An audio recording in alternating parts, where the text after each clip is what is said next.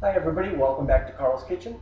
Tonight I'm going to be making something that really doesn't have a name. It's angel hair pasta with a whole bunch of stuff. It's kind of an amalgamation of a couple different recipes. Now before we get into what's going into it, you can tell behind me I already have some boiling water on the stovetop. That's because the angel hair pasta is going to need a few minutes to cook and boil. So why don't we start with that? I have the pasta already here in a box, you can see. I have about 4/5 or 3/4 of the box of pasta here. That's going to make a little under a pound. So I go over here. This is the boiling. One thing I like to do with my pasta, the string pastas, is break it in half. Just because there's nothing that frustrates me more than putting a stick or a pasta in the boiling water, having it stick up to about here, and then having to go back every few minutes and try and bend it over so it fits into the pan or the pot. So I've already broken these in half. Like I said, that is most, and see it's still going to stand up. This is most of the box of pasta. And we'll go through that quick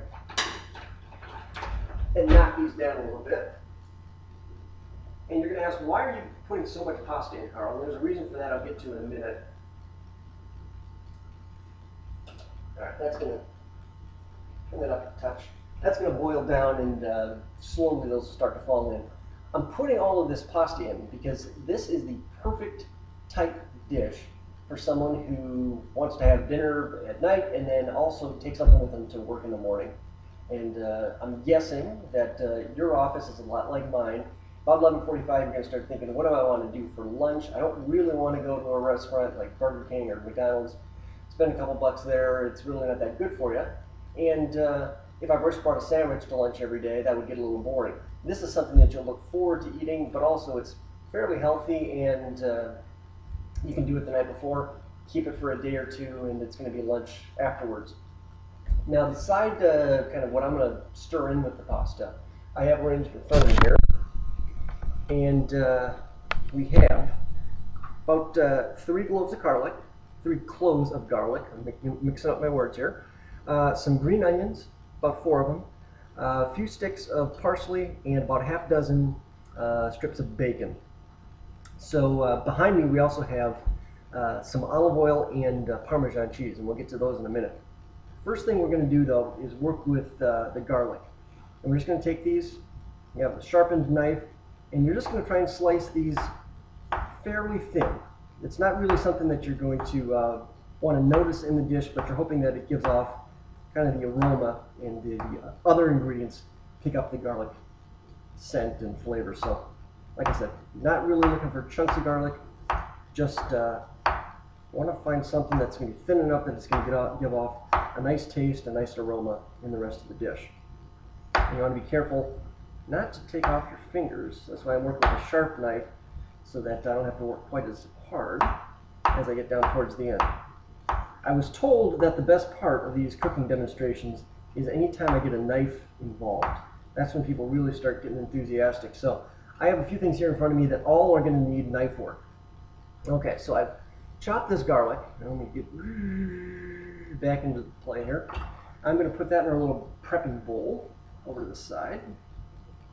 And we're going to put the garlic and the bacon in at the same time. Now bacon, you don't have to use bacon. You can use ham, prosciutto, or pancetta, but my guess is most of you probably don't have a lot of the, prosciutto or pancetta, and you wouldn't want to go buy one of those just for this dish. You're more likely to have a ham or a bacon, which I had here, in your refrigerator.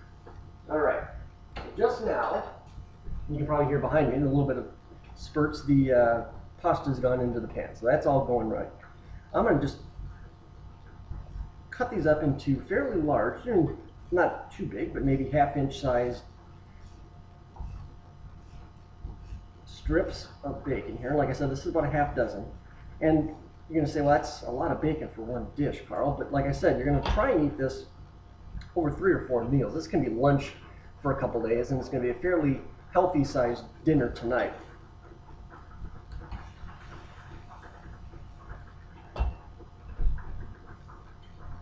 All right, so that's now combined. Now these two are we're gonna want to watch these. Now this can be even pre-cooked bacon or halfway cooked bacon. We don't want it to render too far down, otherwise you're gonna have all the fat and juices in the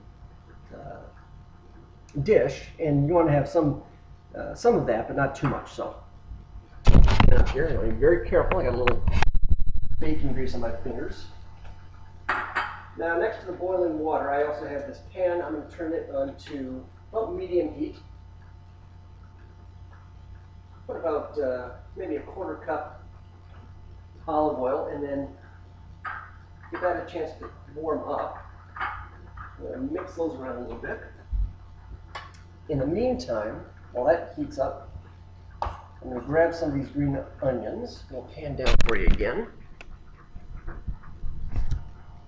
Take off the bushy ends, throw those in the sink.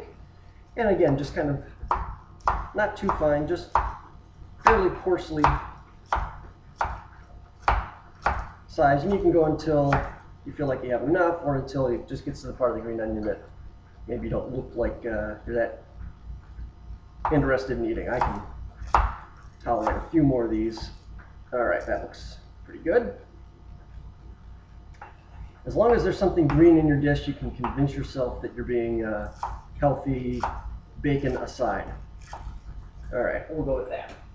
Now, I'm not going to need the knife again, so I'll put that in the sink. All right, follow me over here. I'll wash my hands off quick, not to make them clean, but to get some of that bacon fat off. We got a garlic that tried to evade me. All right, so this should be fairly warm by now. I'm going to throw in the bacon and the garlic. One thing you want to be careful of with the garlic is that we slice it so thinly that it could burn around relatively easily. Something that thin, you really just want to cook until it gets golden brown. If you put it in too far in advance, you're going to end up with burnt garlic, and that doesn't taste good. Okay.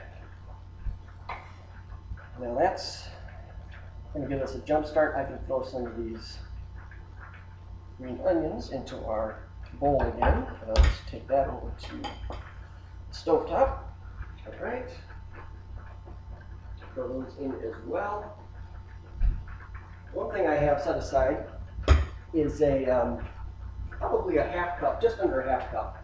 I'm going to call this a 4/10 of a cup of Parmesan cheese, grated Parmesan cheese. If you have a 4/10 of a cup measuring implement in your kitchen, great. Most people don't have 4/10 of a cup anything in their kitchen. I'm going to stir this pasta just once or twice. It only takes 4 or 5 minutes to cook angel hair. It's so thin and so creamy that try not to reach over the bacon. So rich and so creamy that you don't need very long, even to get it to al dente. It's going to cook through. So I can hear the bacon and the garlic and the chives, or not chives, green onions. I prefer calling it green onions, starting to cook. That moving around a little bit. I'm going to take a break, partly because of file size attachments. And when I come back, we will finish putting together angel hair pasta with a whole bunch of stuff.